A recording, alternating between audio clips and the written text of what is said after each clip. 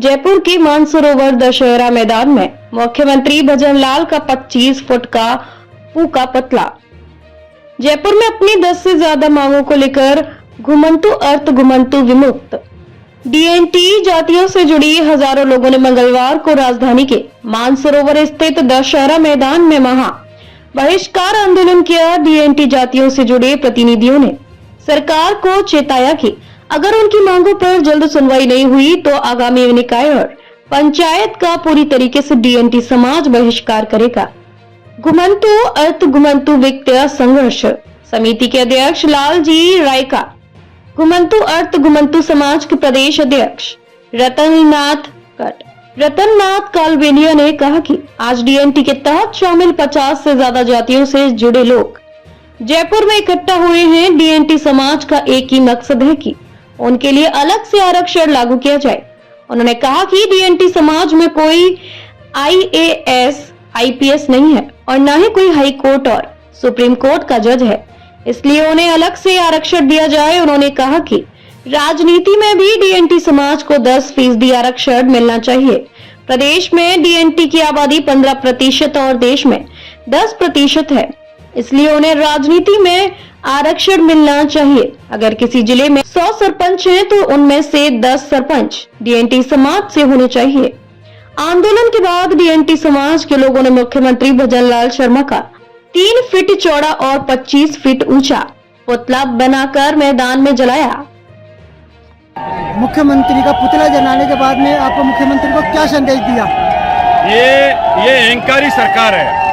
राजस्थान की तमाम घुमंतु जातियां, दबा कुचला समाज अगले 6 महीने से धरना प्रदर्शन और आंदोलन कर रहा है। सरकार का प्रतिनिधि को भेजना चाहिए, बैठ के बात करना चाहिए, मगर ये अहंकारी सरकार है। क्योंकि सेंट्रल में बीजेपी सरकार है और राजस्थान में बीजेपी सरकार है, इस कारण कोई भी प्रतिनिधि नहीं आया। इस कारण आज घुमंतु जातियों ने यह तय किया कि मुख्यमंत्री का पुतला फूंका।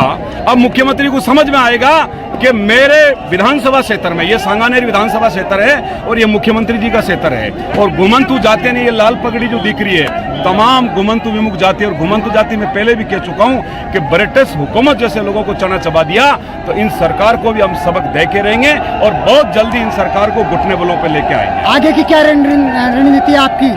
आगे की रणनीति तो लाल सिंह जी ने बताया है कि भाई पहला एक अभी हमारा आंदोलन जारी रहेगा।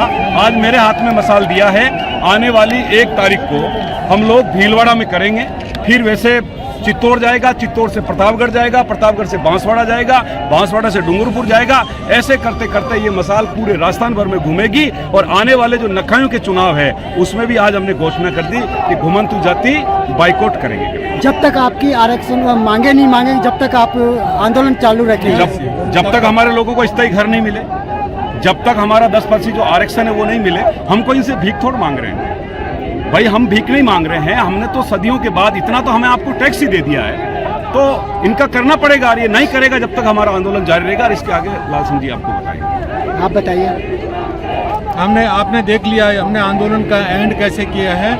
जो सरकार में अहंकार है ना कि 6 महीने से हम आंदोलन कर रहे हैं, ज्ञापन के ज्ञापन दे रहे हैं, लेकिन सरकार कोई वार्ता नहीं कर रही है। इसलिए हमने सोचा कि आज हम कोई भी ज्ञापन नहीं देंगे, कोई भी वार्ता में आगे से हम लोग कोई भाग नहीं लेंगे। हमने आर पार की लड़ाई का तय कर लिया है।